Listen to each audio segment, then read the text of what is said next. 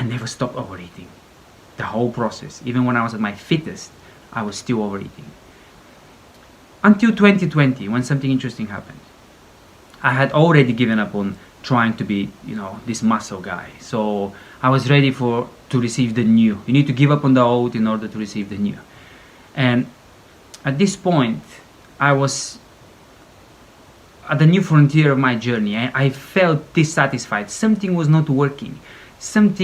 I had to reclaim something lost and forgotten. But whenever I tried to do that, it's never easy. Because that's been part of my journey. It's never easy to reclaim something which you've lost for like decades ago, because you don't know what it is. You just know that things are no longer working the way they are.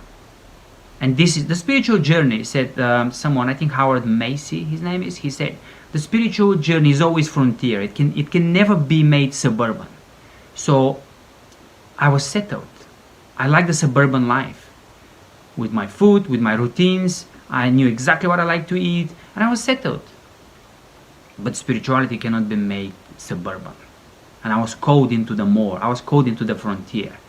I stepped into that frontier, giving up, and said, okay, this is not working. What is it that my soul is longing for? What is it that I'm suppressing with my routines and with my food and with my predictability? And then after overeating, I would always hate myself, feeling, oh my goodness, look at my belly.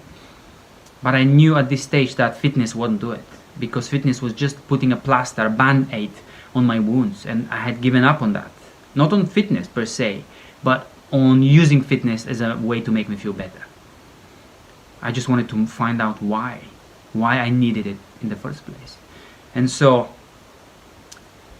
the men from my group, and thank you guys, you know who you are, and I'm going to name you actually, whether you like it or not.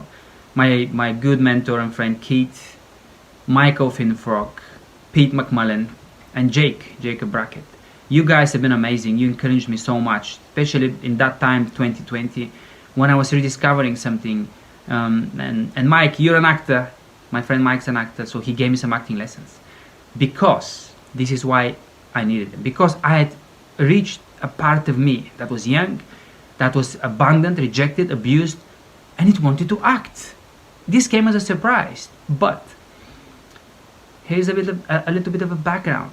I remember as a very young boy, I used to practice this acting, I guess, scenes from movies, from westerns, and from with my plastic guns. I would shoot at the bad guys and then pretend to be shot and die against the wall. And then, for some reason, I had tears in my eyes.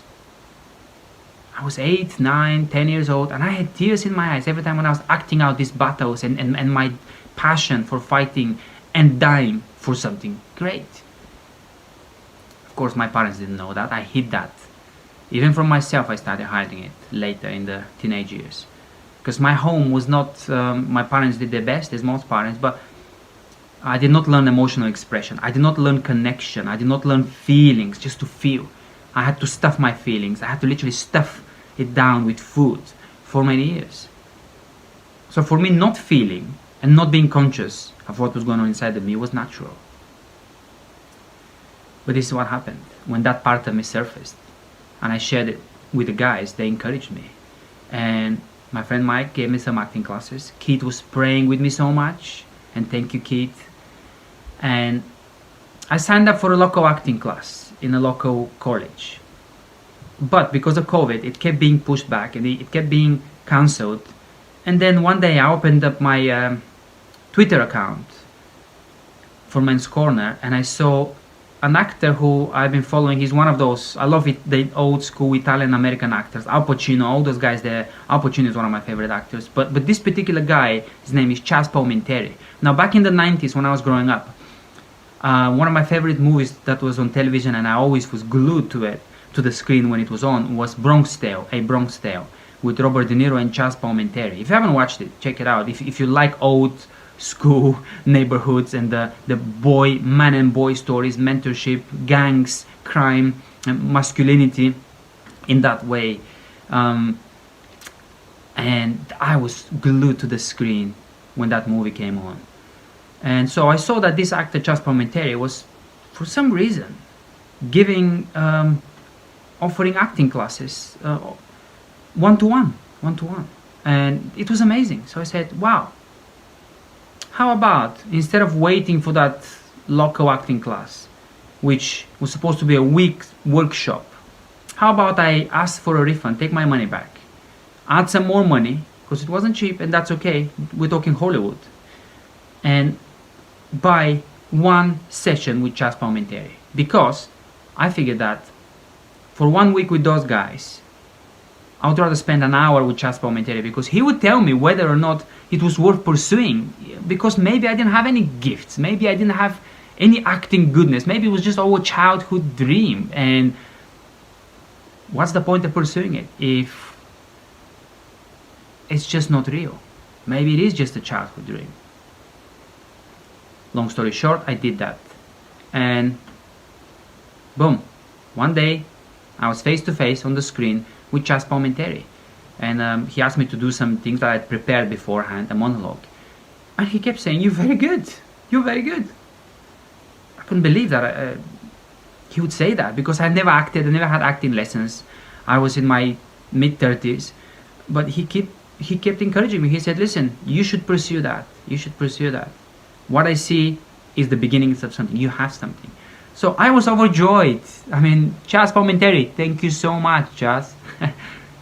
I was overjoyed. This was such an encouragement. Part of me just came back that day. See, that's part of, we're talking about integration, inner integration. Part of me came back, and I was full of joy.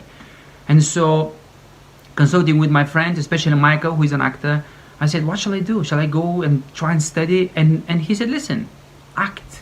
Pursue local opportunities to act. Sign up for something." So I said, okay.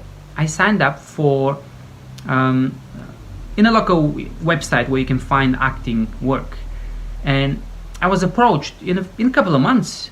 I was applying for jobs. I didn't hear from most of them, but I was suddenly approached by someone who had found my profile, and it was a remake of The Seagull by Chekhov.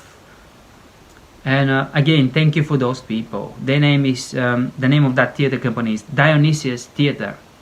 They're a local theater group, and they were amazing. I mean, they were willing to give a chance to someone like me who is never acted. And here I was with people who acted, been in theater since they were children. Some of them went to theater schools and places to get that kind of education to express themselves. And I never was. Mine was quite the opposite in many ways.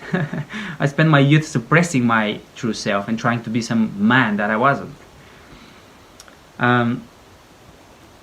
Here we go. It started. It happened. I was going to these rehearsals. Suddenly, I was immersed myself into the theater world, and I was doing Chekhov. It was surreal. It wasn't real for me.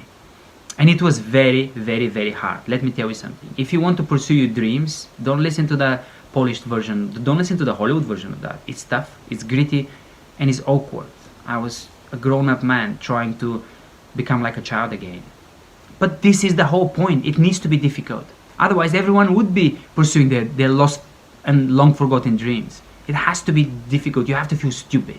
I felt stupid, surrounded by these people, feeling I should be a man, and here I am pretending I should know better by now. I'm nearly 40 years old. But that wasn't true at all. This was part of me came back.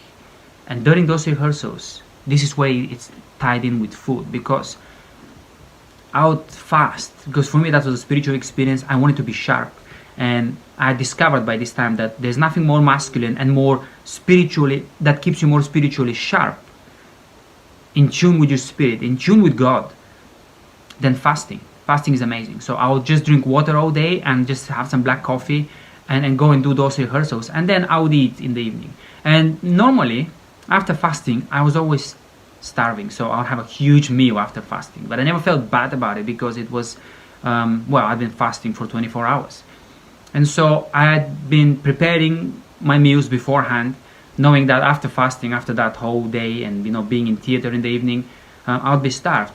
And driving home, I did not feel, from those rehearsals, I did not feel any hunger. Coming home, having the huge meal of pasta, the huge bowl of pasta, the glass of wine, I did not want to eat it. I was feeling so rewarded, I was feeling so satiated, so blessed, so filled up by those experiences, that I ate about 1/3, and I drank about 1/3 of what I was expecting to what I would normally eat and drink. I would leave most of my wine and leave half of my pasta, most of my meat. And I was thinking, what's happening here? I started noticing a pattern. Every time after theater, after rehearsal, I would eat a lot less, especially carbohydrates, which has always been my go-to food. Bread. I grew up with lovely, soft, homemade bread. And then pasta, and it's like, wow, this is gone now. My addiction to food has just been squashed. I'm eating normally now. And here's why. Because there was a part of me that I had lost when I was growing up that needed expression. It couldn't be expressed, so I suppressed it. And I numbed that pain, that longing with food. I stuffed that longing down using food, literally stuffing it down, so that I feel satiated. Only it didn't last, because afterwards I felt bad. Like any addiction, the satisfaction is only momentary, it does not last. But when I was going to those theater lessons, those theater rehearsals, I was expressing a part of myself. I was playing. I was being young again. I was interacting in that lovely, expressive way with people. I was surrounded by people who got me, who understood that world, that beautiful world of expression, of offering you gift to the world. And that part of me was fed. That was food. Jesus said, I have food you don't know anything about. Spiritual food. I was giving my soul that spiritual food. And so when I was going home, I only took food that my body needed. No more. Not more. My soul did not need to be suppressed with food, because my soul had been expressed and was happy.